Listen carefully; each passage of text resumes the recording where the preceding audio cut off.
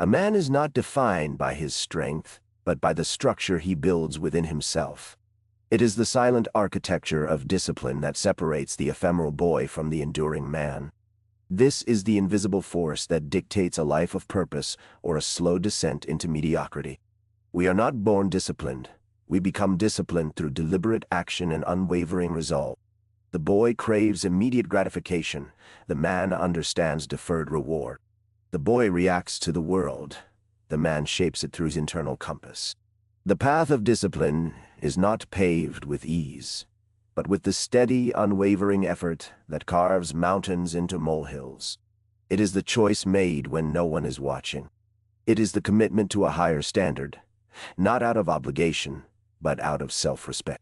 Consider the soldier, standing firm against overwhelming odds. His discipline is not a matter of choice in the heat of battle. It is ingrained through relentless training, through the acceptance of sacrifice. This internal structure allows him to perform when instinct screams to flee. The boy wishes for control. The man exercises it. He masters his impulses, his emotions, his environment, not through brute force, but through the subtle, persistent application of will. This mastery is the true mark of manhood. The world bombards us with temptations of comfort, instant pleasure, and the avoidance of discomfort. These are the siren songs that lure men onto the rocks of stagnation. To resist them requires a discipline that acts as an anchor, holding firm against the storm.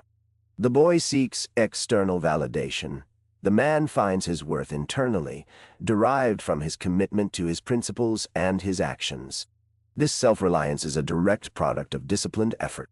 It is the ability to endure hardship without complaint, to face adversity with a steady gaze, and to continue the work despite the temptation to quit. This resilience is not bestowed. It is earned. What is the ultimate price of a life lived without this inner structure? This unwavering discipline. It is the slow erosion of potential, the quiet regret of opportunities missed, the silent acknowledgement of a life that could have been, but was not. The boy dreams of greatness. The man builds it brick by painstaking brick. He understands that true freedom lies not in the absence of rules, but in the mastery of self-imposed ones. This is the paradox of discipline. It constrains the immediate desires to expand the future possibilities. The Stoic philosopher Marcus Aurelius understood this deeply, writing, "Waste no more time arguing about what a good man should be. Be one." This is the essence of disciplined action, less talk, more doing. It is about embodying the principles you claim to value. The boy is easily swayed by circumstance. The man remains anchored by his inner convictions. He does not seek to avoid difficulty, but to meet it with prepared strength. This preparation is the discipline.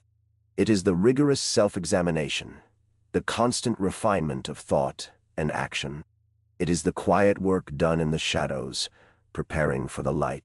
The habit of rising early, even when the body pleads for rest. The commitment to finishing tasks, even when the mind wanders to easier pursuits.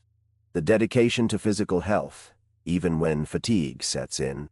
These are the small, consistent acts that build the formidable fortress of a disciplined mind. This discipline manifests in integrity. A man of discipline keeps his word, not because he fears consequence, but because his word is a reflection of his inner commitment. His actions align with his intentions, creating a harmony that resonates with purpose. The boy makes excuses. The man takes responsibility. He owns his mistakes, learns from them, and moves forward with a renewed sense of direction. This accountability is a cornerstone of disciplined character. It is the willingness to face the consequences of one's choices without deflection or blame. The journey of discipline is continuous. It is not a destination, but a practice. It requires vigilance, for the forces of entropy and ease are ever present, seeking to reclaim what has been hard-won. The man who has achieved a high degree of self-mastery knows this. He does not become complacent. He continues to push his boundaries, to refine his methods, to deepen his understanding. He understands that true strength is not static, but dynamically maintained through effort. The boy seeks comfort. The man seeks growth, understanding that growth often requires discomfort. He embraces the challenges that hone his character and reveal his true capabilities. This is the crucible of manhood. The discipline is the shield against the chaos of the world. It is the internal compass that guides through uncertainty. It is the foundation upon which a meaningful life is built. It is the quiet power that commands respect, not through outward display, but through the unwavering demonstration of self-mastery. The boy wishes for power. The man wields it with wisdom born from discipline. He understands that true authority comes from the mastery of oneself. He is the architect of his own reality, building it on the solid ground of discipline. It is the unseen foundation of a life lived with intention and impact. The boy is a fleeting shadow.